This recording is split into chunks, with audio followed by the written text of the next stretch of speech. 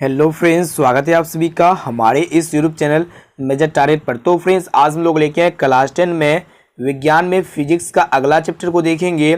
ऊर्जा के स्रोत के काफ़ी महत्वपूर्ण वीवीआई ऑब्जर्व क्वेश्चंस को देखने वाले हैं, जो आपके आने वाले मैट्रिक बोर्ड परीक्षा के लिए बहुत इंपॉर्टेंट है। दोस्तों, अगर आप भी इस बार मैट्रिक बोर्ड परीक्षा देने वाले हैं ना, तो इस वीडियो को संपूर्ण शुरू से लेकर आखिर तक जरूर देखिएगा।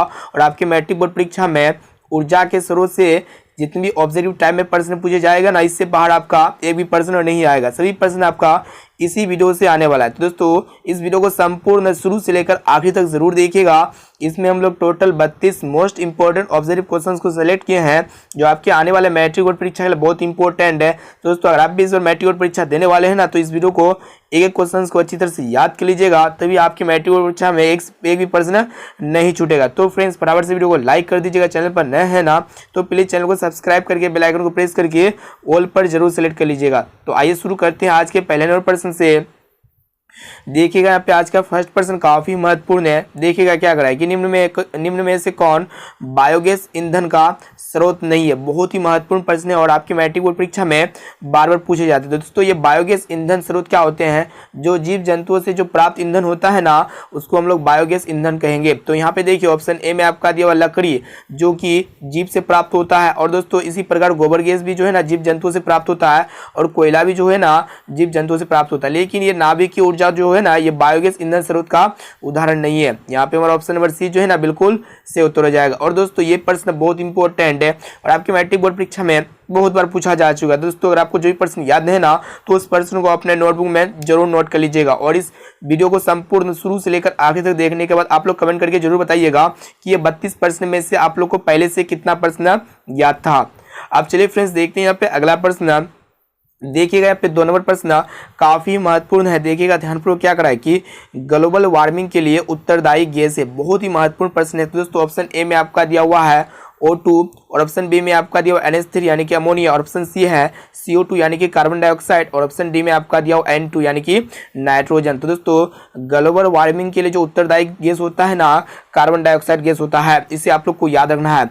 यानी कि यहाँ पे हमारा ऑप्शन नंबर सी जो है ना, बिल्कुल से उत्तर हो जाएगा CO2। काफी महत्वपूर्ण प्रश्न है और दोस्तों, ये प्रश्न बहुत इंपॉर्टेंट है। अब चलिए फ्रेंड्स, देखते हैं यहाँ पे अगला प्रश्न। देखिएगा, 3 नंबर प्रश्न भी बहुत ही इंपॉर्टेंट है। क्या करा है कि सूर्य तथा अन्य तारों की विशाल ऊर्जा के स्रोत है। बहुत इंपॉर्टेंट। ऑप्शन ए में आपका दिया हुआ नाभिक के संलयन, और ऑप्शन बी में है नाभिक के विखंडन, ऑप्शन सी है दोनों, और ऑप्शन डी में आपका दिया हुआ इनमें से कोई नहीं। तो दोस्तों, सूर्य तथा अन्य तारों की विशाल ऊर्जा का जो स्रोत होता है ना, नाभिक के संलयन होता है। इसे आप लोग को याद रखना है। यानी कि यहाँ पे हमारा ऑप्शन नंबर ए जो है ना, बिल्कुल से उत्तर हो जाएगा। अब चलिए फ्रेंड्स, देखते हैं यहाँ पे अगला प्रश्न। देखिएगा, यहाँ पे 4 नंबर प्रश्न क्या करा है कि नाभिक के विखंडन को नियंत्रित करने में प्रयुक्त होता है। क्वेश्चन से करा है कि नाभिक के विखंडन को नियंत्रण करने में प्रयुक्त होता है। ऑप्शन ए में आपका दिया लोहे का छड़, बी में स्टील का छड़, और ऑप्शन सी है कैडमियम का छड़, और ऑप्शन डी में आपका दिया एल्यूमिनियम का छड़। तो दोस्तों, यहाँ पे आप लोगों को बतलाना है कि नाभिक के विखंडन को नियंत्रित करने में जो प्रयुक्त होता है ना, वो आपका कैडमियम का छड़ प्रयुक्त होता है। यानी कि यहाँ पे हमारा ऑप्शन नंबर सी जो है ना, बिल्कुल से उत्तर हो जाएगा। अब आइए फ्रेंड्स, देखते हैं यहाँ पे अगला प्रश्न। देखिएगा, 5 नंबर प्रश्न बहुत ही इंपॉर्टेंट है। दोस्तों, वीडियो को लाइक नहीं किए ना, दोस्तों वीडियो को लाइक जरूर कर दीजिएगा, और चैनल पर नए हैं ना, तो प्लीज चैनल को सब्सक्राइब जरूर कर लीजिएगा। देखिए, यहाँ पे 5 नंबर प्रश्न क्या कराए कि किसी नाभिक के विखंडन में मुक्त ऊर्जा होती है। तो दोस्तों, किसी भी नाभिक के विखंडन में जो मुक्त ऊर्जा होती है ना, वो आपका 200 MeV भी होता है। यानी कि यहाँ पे हमारा ऑप्शन नंबर सी जो है ना, बिल्कुल से उत्तर हो जाएगा। अब चलिए फ्रेंड्स, देखते हैं यहाँ पे अगला प्रश्न। देखिएगा, 6 नंबर प्रश्न बहुत इंपॉर्टेंट है। क्या करा है कि ऊर्जा का सबसे अधिक प्रत्यक्ष एवं विशाल स्रोत क्या है? काफी महत्वपूर्ण है। ऑप्शन ए में आपका दिया हुआ कोयला या फिर बिजली, और ऑप्शन सी है सूर्य, और ऑप्शन डी में आपका दिया हुआ है परमाणु बम। तो दोस्तों, ऊर्जा का जो सबसे अधिक प्रत्यक्ष और विशाल स्रोत जो होता है ना, वो आपका सूर्य होता है। ऑप्शन नंबर सी यहाँ पे हमारा बिल्कुल से उत्तर हो जाएगा। अब आइए फ्रेंड्स, देखते हैं यहाँ पे अगला प्रश्न। ये 7 नंबर प्रश्न काफी महत्वपूर्ण है। देखिएगा क्या करा है कि बोक्सनुमा सौर कुकर में 3 से 4 घंटे में अंदर का ताप हो जाता है। तो दोस्तों, जो बोक्सनुमा सोलर कुकर होता है ना, उसको अगर आप धूप में रखेंगे 3 से 4 घंटे तक, जो उसका जो टेम्परेचर हो जाएगा ना, 100 डिग्री सेल्सियस से 140 डिग्री सेल्सियस तक हो जाएगा। इसे आप लोग को याद रखना है। यानी कि यहाँ पे हमारा ऑप्शन नंबर बी जो है ना, बिल्कुल से उत्तर हो जाएगा। अब आइए फ्रेंड्स, देखते हैं यहाँ पे अगला प्रश्न। ये भी प्रश्न काफी महत्वपूर्ण है। ध्यानपूर्वक देखिएगा क्या कर रहा है कि पवनों का देश कहा जाता है? काफी महत्वपूर्ण है। ऑप्शन ए में आपका दिया भारत, या फिर फिनलैंड, या फिर डेनमार्क, और ऑप्शन डी है अमेरिका। तो दोस्तों पवनों का देश जो कहा जाता है ना, डेनमार्क को कहा जाता है, यानी कि यहाँ पे हमारा ऑप्शन नंबर सी जो है ना बिल्कुल सही उत्तर हो जाएगा। और दोस्तों ये भी प्रश्न बहुत इंपॉर्टेंट है और काफी महत्वपूर्ण है। ये प्रश्न जो है ना आपकी मैट्रिक बोर्ड परीक्षा में बहुत बार पूछा जा चुका है। दोस्तों इसको ध्यानपूर्वक से याद रखिएगा कि पवनों का देश किसे कहेंगे? डेनमार्क को कहेंगे। अब चलिए फ्रेंड्स देखते हैं यहाँ पे अगला प्रश्न। देखिएगा यहाँ पे 9 नंबर प्रश्न क्या कर रहा है कि पवन विद्युत जनित्र में पवन की चाल कम से कम कितनी होनी चाहिए? काफी महत्वपूर्ण प्रश्न है। तो दोस्तों जो पवन विद्युत जनरेटर होता है, जो पवन का स्पीड होना चाहिए ना, कम से कम मिनिमम स्पीड कितना होना चाहिए? काफी महत्वपूर्ण प्रश्न है दोस्तों। 15 किलोमीटर प्रति आवर होना चाहिए, इसे आप लोग को याद होना चाहिए। ऑप्शन नंबर ए यहाँ पे हमारा बिल्कुल से उत्तर हो जाएगा। अब आइए फ्रेंड्स देखते हैं यहाँ पे 10 नंबर प्रश्न। काफी महत्वपूर्ण प्रश्न है। देखिएगा क्या कर रहा है कि जीवाश्म ईंधन का उदाहरण है। दोस्तों ये जीवाश्म ईंधन जो होते हैं ना, जीव जंतुओं से जो प्राप्त ईंधन होता है उसको हम लोग जीवाश्म ईंधन कहेंगे। तो यहाँ पे ऑप्शन ए में आपका जो है कोयला, जो कि एक प्रकार का जीवाश्म ईंधन है। लकड़ी भी एक प्रकार का जीवाश्म ईंधन है। और ऑप्शन सी है गोबर गैस, यह भी एक प्रकार का जीवाश्म ईंधन है। यानी कि जीवाश्म ईंधन जो होगा ना, कोयला होगा, लकड़ी होगा, गोबर गैस होगा। ऑप्शन नंबर डी यहाँ पे सही उत्तर हो जाएगा। ये सभी जो होगा ना जीवाश्म ईंधन के उदाहरण होंगे। अब आइए फ्रेंड्स देखते हैं यहाँ पे अगला प्रश्न। काफी महत्वपूर्ण है। देखिएगा क्या कर रहा है कि प्राचीन काल में उसमें ऊर्जा का सबसे अधिक सामान्य स्रोत था? काफी महत्वपूर्ण प्रश्न है दोस्तों। जब प्राचीन काल में उसमें ऊर्जा का जो सबसे अधिकतम सामान्य स्रोत था ना, वो आपका क्या था? घास था, या फिर लकड़ी था, या फिर पवन था। और ऑप्शन डी में आपका जो बहता जल। तो दोस्तों प्राचीन काल में उसमें ऊर्जा का सबसे अधिक सामान्य स्रोत था ना, वो आपका क्या था? लकड़ी था। इसे आप लोग को याद रखना है। काफी महत्वपूर्ण प्रश्न है। अब चलिए फ्रेंड्स देखते हैं यहाँ पे अगला प्रश्न। देखिएगा एक एक प्रश्न को अच्छी तरह से याद कर लीजिएगा दोस्तों। अगर आपको जो भी प्रश्न याद नहीं है ना, तो उस प्रश्न को अपने नोटबुक में जरूर नोट कर लीजिएगा।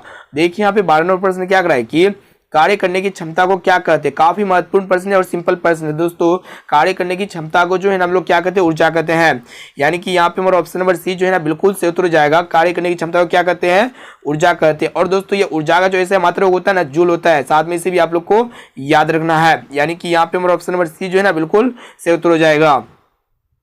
अब आइए फ्रेंड्स देखते हैं यहाँ पे अगला प्रश्न। देखिएगा क्या कर रहा है कि गोबर गैस एक प्रकार की है। तो दोस्तों यहाँ पे आप लोगों को बतलाना है कि गोबर गैस एक प्रकार का कौन सा गैस है। तो दोस्तों ये गोबर गैस जो है ना, जीवों से प्राप्त जो गैस होता है उसको हम लोग गोबर गैस कहेंगे। और ये जो है ना बायोगैस होता है। यानी कि यहाँ पे हमारा ऑप्शन नंबर बी जो है ना बिल्कुल सही उत्तर हो जाएगा। काफी महत्वपूर्ण प्रश्न है और बहुत ही सिंपल प्रश्न है। अब चलिए फ्रेंड्स देखते हैं यहाँ पे अगला प्रश्न। देखिएगा यहाँ पे 14 नंबर प्रश्न क्या कराए कि नवीकरणीय ऊर्जा का स्रोत है। काफी महत्वपूर्ण प्रश्न है और इस तरह का प्रश्न जो है ना आप लोग को बहुत बार बता चुके हैं। तो दोस्तों ये नवीकरणीय ऊर्जा क्या होता है? जिसका खत्म होना कभी निश्चित नहीं है, यानी कि पृथ्वी के साथ ही वो अंत होगा। ठीक है, तो नवीकरणीय ऊर्जा स्रोत उसको कहेंगे जो कभी भी समाप्त नहीं होगा। जैसा कि ऑप्शन ए में आपका दिया हुआ है नाभिकीय ऊर्जा, ये कभी ना कभी समाप्त होगा। इसी प्रकार ऑप्शन सी में आपका दिया हुआ है कोयले से प्राप्त जो ऊर्जा होता है ना, इसका भी समाप्त होना निश्चित है। और प्राकृतिक गैस से जो प्राप्त ऊर्जा होता है इसका भी खत्म होना निश्चित। लेकिन ये सौर ऊर्जा जो होता है ना, सोलर एनर्जी इसको कहते हैं, ये पृथ्वी के साथ ही अंत होगा। यानी कि यहाँ पे मेरा ऑप्शन नंबर बी जो है ना बिल्कुल से उत्तर हो जाएगा। नवीकरणीय ऊर्जा का स्रोत होता है ना, क्या होता है? सोलर एनर्जी, यानी कि सौर ऊर्जा होता है। काफी महत्वपूर्ण प्रश्न है। अब चलिए फ्रेंड्स देखते हैं यहाँ पे अगला प्रश्न। देखिएगा 15 नंबर प्रश्न क्या कर रहा है कि जैव गैस एक उत्तम ईंधन है क्योंकि इसमें मीथेन गैस पाई जाती है। यानी कि जैव गैस एक उत्तम ईंधन होता है और इसमें मीथेन गैस की जो मात्रा होता है ना, वो आपका 75% होता है। इसे आप लोग को याद रखना है। यहाँ पे हमारा ऑप्शन नंबर डी जो है ना बिल्कुल से उत्तर हो जाएगा। ये भी प्रश्न बहुत इंपॉर्टेंट है और काफी बार आपके मैट्रिक बोर्ड परीक्षा में पूछा भी जा चुका है। तो दोस्तों वीडियो को लाइक जरूर कर दीजिएगा और चैनल पर नए हैं ना तो प्लीज चैनल को सब्सक्राइब जरूर कर लीजिएगा। और इस वीडियो को संपूर्ण शुरू से लेकर आखिर तक देखने के बाद, पूरा क्वेश्चंस को देखने के बाद आप लोग कमेंट करके बताइएगा कि ये 32 प्रश्न में से आप लोग को कितना प्रश्न पहले से याद था। अब आइए फ्रेंड्स देखते हैं यहाँ पे अगला प्रश्न। काफी महत्वपूर्ण है। देखिएगा क्या करा है कि अनवीकरणीय ऊर्जा का स्रोत है। काफी महत्वपूर्ण प्रश्न है। तो दोस्तों ये अनवीकरणीय ऊर्जा स्रोत उसको कहते हैं जिसका समाप्त होना एक ना एक दिन निश्चित है। एक ना एक दिन निश्चित होगा, समाप्त होगा ही। और वो जो समाप्त हो जाएगा ना उसको पुनः प्राप्त नहीं किया जा सकता। और उसको प्राप्त करने के लिए हजारों साल, करोड़ों साल लग जाएंगे, लेकिन फिर भी जो है ना प्राप्त नहीं होगा। तो अनवीकरणीय ऊर्जा स्रोत जो होगा ना, जो जीव जंतुओं से जो प्राप्त ईंधन होता है उसको हम लोग कहेंगे अनवीकरणीय ऊर्जा स्रोत। जैसे आपका कोयला हो गया, पेट्रोलियम हो गया, ये सब जो होते हैं ना जीवाश्म ईंधन होते हैं। यानी कि यहाँ पे हमारा ऑप्शन नंबर ए जो है ना बिल्कुल सही उत्तर हो जाएगा। और दोस्तों ये सौर ऊर्जा, पवन ऊर्जा और ये विद्युत ऊर्जा, ये तीनों जो होते हैं ना, ये पृथ्वी के साथ ही अंत होगा। इसीलिए ये एक प्रकार का नवीकरणीय ऊर्जा स्रोत का उदाहरण है। इसे आप लोग को याद रखना है। अब चलिए फ्रेंड्स देखते हैं यहाँ पे अगला प्रश्न काफी महत्वपूर्ण है। देखिएगा ध्यानपूर्वक क्या करा है कि सौर ऊर्जा को विद्युत ऊर्जा में परिवर्तित करती है, यानी कि किसके द्वारा जो है ना सौर ऊर्जा को विद्युत ऊर्जा में परिवर्तित करती है। ऑप्शन ए में आपका दिया सौर ऊष्मक या फिर सौर कुकर, ऑप्शन सी है सौर सेल और ऑप्शन डी में आपका दिया हुआ है विद्युत मोटर। तो दोस्तों ये सौर सेल के द्वारा जो है ना सौर ऊर्जा को विद्युत ऊर्जा में परिवर्तित करती है। ऑप्शन नंबर सी यहाँ पे हमारा बिल्कुल से उत्तर हो जाएगा। काफी महत्वपूर्ण प्रश्न है। अब चलिए फ्रेंड्स देखते हैं यहाँ पे अगला प्रश्न। देखिएगा यहाँ पे 18 नंबर प्रश्न बहुत इंपॉर्टेंट है। देखिएगा क्या करा है कि एक उत्तम ईंधन है, और दोस्तों ये प्रश्न बहुत इंपॉर्टेंट है और आपके मैट्रिक बोर्ड परीक्षा में काफी बार पूछा जा चुका है। तो दोस्तों यहाँ पे इसको याद रखिएगा बढ़िया तरह से कि जो एक उत्तम ईंधन होता है ना वो आपका कौन सा ईंधन होता है। ऑप्शन ए में आपका दिया कोयला या फिर लकड़ी या फिर पेट्रोलियम या फिर जैव गैस। तो दोस्तों एक उत्तम ईंधन जो होता है ना जैव गैस होता है, यानी कि यहाँ पे हमारा ऑप्शन नंबर डी जो है ना बिल्कुल से उत्तर हो जाएगा। अब चलिए फ्रेंड्स देखते हैं यहाँ पे अगला प्रश्न। ये प्रश्न बहुत इंपॉर्टेंट और काफी बार आपके मैट्रिक बोर्ड परीक्षा में भी पूछा जा चुका है। दोस्तों देखिएगा यहाँ पे ध्यानपूर्वक एक एक क्वेश्चन को जो है अच्छी तरह से याद कर लीजिएगा। एक एक क्वेश्चन को अच्छी तरह से याद कर लीजिएगा दोस्तों, एक एक क्वेश्चन बहुत इंपॉर्टेंट है। देखिएगा क्या करा है कि नरोडा नाभिक के विद्युत संयंत्र किस राज्य में स्थित है। काफी महत्वपूर्ण है। ऑप्शन ए में आपका दिया हुआ राजस्थान में या फिर महाराष्ट्र में या फिर उत्तर प्रदेश में और ऑप्शन डी में आपका दिया हुआ गुजरात में। तो दोस्तों यहाँ पे आप लोगों को बतलाना है कि जो नरोडा नाभिक के विद्युत संयंत्र है ना ये उत्तर प्रदेश राज्य में स्थित है, यानी कि यूपी में स्थित है। इसे आप लोग को याद रखना है। यहाँ पे हमारा ऑप्शन नंबर सी जो है ना बिल्कुल से उत्तर हो जाएगा। अब चलिए फ्रेंड्स देखते हैं यहाँ पे अगला प्रश्न। देखिएगा यहाँ पे 20 नंबर प्रश्न बहुत इंपॉर्टेंट है। क्या करा है कि जीवाश्मी ईंधन ऊर्जा के है। तो दोस्तों ये जीवाश्मी ईंधन ऊर्जा के जो होते हैं ना अनवीकरणीय स्रोत होते हैं, क्योंकि ये जीवाश्मी ईंधन जो है ना एक दिन खत्म होगा। जैसे कि कोयला हो गया, पेट्रोलियम हो गया, ये एक दिन खत्म होगा और जो खत्म होगा जो समाप्त होगा उसको हम लोग क्या कहेंगे अनवीकरणीय स्रोत कहेंगे। यहाँ पे हमारा ऑप्शन नंबर बी जो है ना बिल्कुल से उत्तर हो जाएगा। और दोस्तों ये भी प्रश्न बहुत इंपॉर्टेंट है। अब चलिए फ्रेंड्स देखते हैं यहाँ पे अगला प्रश्न काफी महत्वपूर्ण है। देखिएगा क्या करा है कि सरदार सरोवर बांध किस नदी पर बना है। बहुत ही महत्वपूर्ण प्रश्न है। ऑप्शन ए में आपका दिया गंगा नदी पर या फिर सतलज नदी पर, ऑप्शन सी है नर्मदा नदी पर और ऑप्शन डी में आपका दिया तापी नदी पर। दोस्तों ये सरदार सरोवर बांध जो है ना ये नर्मदा नदी पर बना है। ऑप्शन नंबर सी यहाँ पे हमारा बिल्कुल से उत्तर हो जाएगा।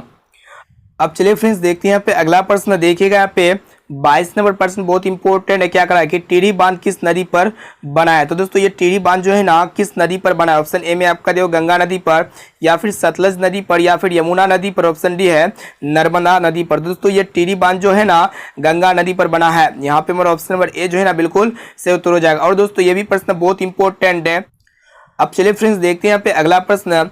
ये देखिएगा 23 नंबर प्रश्न काफी महत्वपूर्ण है। देखिएगा क्या करा है कि भारत का पवन ऊर्जा द्वारा विद्युत उत्पादन करने वाले देशों में कौन सा स्थान है। ऑप्शन ए में आपका दिया हुआ दूसरा या फिर तीसरा या फिर चौथा या फिर पांचवा। तो दोस्तों भारत का पवन ऊर्जा द्वारा विद्युत उत्पादन करने वाले देशों में जो है ना चौथा स्थान है, जिसे आप लोग को याद रखना है। ऑप्शन नंबर सी जो है ना बिल्कुल से उत्तर हो जाएगा। अब चलिए फ्रेंड्स देखते हैं यहाँ पे अगला प्रश्न काफी महत्वपूर्ण है। देखिएगा क्या करा है कि सौर सेल बनाने के लिए किसका उपयोग किया जाता है। काफी महत्वपूर्ण प्रश्न है और दोस्तों ये प्रश्न बहुत इंपॉर्टेंट है। ऑप्शन ए में आपका दिया हुआ लोहा या फिर चांदी या फिर तांबा या फिर सिलिकॉन। तो दोस्तों सौर सेल बनाने के लिए जो है ना हम लोग किसका उपयोग करते हैं, सिलिकॉन का उपयोग करते हैं। इसे आप लोग को याद रखना है। यानी कि यहाँ पे हमारा ऑप्शन नंबर डी जो है ना बिल्कुल से उत्तर हो जाएगा। अब आइए फ्रेंड्स देखते हैं यहाँ पे अगला प्रश्न। देखिएगा यहाँ पे 25 नंबर प्रश्न क्या कर रहा है कि बांध के द्वारा स्थापित टरबाइन ज्वारीय ऊर्जा को किस में रूपांतरित करती है। तो दोस्तों बांध के द्वारा स्थापित टरबाइन ज्वारीय ऊर्जा को जो है ना विद्युत ऊर्जा में रूपांतरित करती है। यानी कि यहाँ पे हमारा ऑप्शन नंबर बी जो है ना बिल्कुल सही उत्तर हो जाएगा। काफी महत्वपूर्ण प्रश्न है। अब चलिए फ्रेंड्स देखते हैं यहाँ पे अगला प्रश्न। देखिएगा ये प्रश्न बहुत इंपॉर्टेंट है। एनसीईआरटी का प्रश्न है। देखिएगा क्या करा है कि ओटेक विद्युत संयंत्र केवल तभी प्रचलित होते हैं जब महासागर के पृष्ठ पर जल का ताप तथा 2 किलोमीटर तक की गहराई पर जल के ताप में जो अंतर होता है ना, इसे आप लोग को याद रखना है। ऑप्शन नंबर सी यहाँ पे हमारा बिल्कुल सही उत्तर हो जाएगा। अब आइए फ्रेंड्स देखते हैं यहाँ पे अगला प्रश्न। देखिएगा 27 नंबर प्रश्न भी काफी महत्वपूर्ण है। देखिएगा क्या करा है कि हाइड्रोजन बम किस अभिक्रिया पर आधारित है। ऑप्शन ए में आपका दिया हुआ नाभिकीय विखंडन और ऑप्शन बी में दिया हुआ नाभिकीय संलयन और ऑप्शन सी है दोनों और ऑप्शन डी में आपका दिया हुआ है इनमें से कोई नहीं। तो दोस्तों यह हाइड्रोजन जो बम होते हैं ना ये जो आधारित होते हैं ना नाभिकीय संलयन पर आधारित होते हैं। ऑप्शन नंबर बी यहाँ पे हमारा बिल्कुल सही उत्तर हो जाएगा। अब आइए फ्रेंड्स देख लेते हैं यहाँ पे अगला प्रश्न।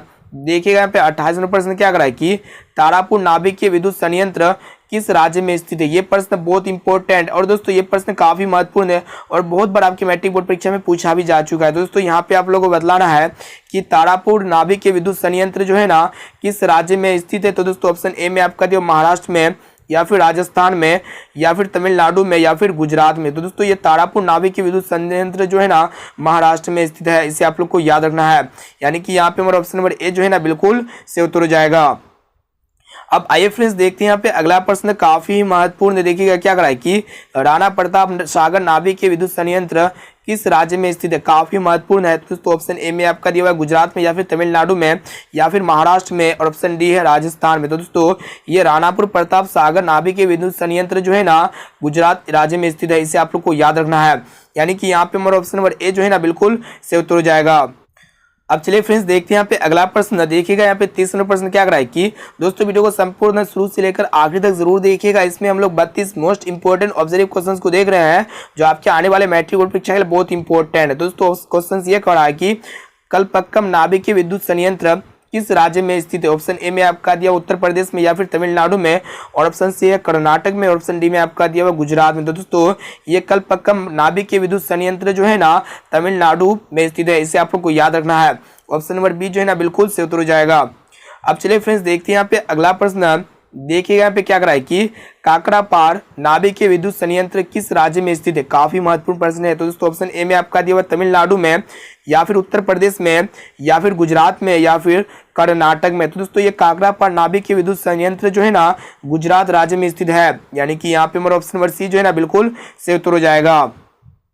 अब आइए फ्रेंड्स देखते हैं यहाँ पे आज का लास्ट और अंतिम प्रश्न काफी महत्वपूर्ण है। देखिएगा क्या करा है कि कैगा नाभिकीय विद्युत संयंत्र किस राज्य में स्थित है। काफी महत्वपूर्ण प्रश्न है। तो दोस्तों यहाँ पे आप लोगों को बतलाना है कि कैगा नाभिकीय विद्युत संयंत्र जो है ना किस राज्य में स्थित है। ऑप्शन ए में आपका दिया है गुजरात में, या फिर कर्नाटक में, या फिर राजस्थान में, या फिर महाराष्ट्र में। तो दोस्तों ये कैगा नाभिकीय विद्युत संयंत्र जो है ना कर्नाटक राज्य में स्थित है। इसे आप लोग को याद रखना है। यहाँ पे हमारा ऑप्शन नंबर बी जो है ना बिल्कुल से उत्तर हो जाएगा। तो दोस्तों इसमें हम लोग जो है ना 32 मोस्ट इंपोर्टेंट ऑब्जर्व क्वेश्चंस को देखिए जो आपके आने वाले मैट्रिक बोर्ड परीक्षा के लिए बहुत इंपॉर्टेंट। दोस्तों आपके साथ जितने भी मैट्रिक बोर्ड परीक्षा देने वाले हैं, साथ ही ना आपका जितने भी दोस्त यार है, तो इस वीडियो को अपने दोस्तों में एक बार जरूर शेयर कीजिएगा। और दोस्तों वीडियो को लाइक नहीं किए ना दोस्तों, वीडियो को लाइक जरूर कर दीजिएगा। और दोस्तों चैनल पर नए हैं ना तो प्लीज चैनल को सब्सक्राइब जरूर कर लीजिएगा। और दोस्तों वीडियो को लाइक जरूर कर देना, और ये भी बताना साथ में कि 32 प्रश्न में से आप लोग को पहले से कितना प्रश्न याद था।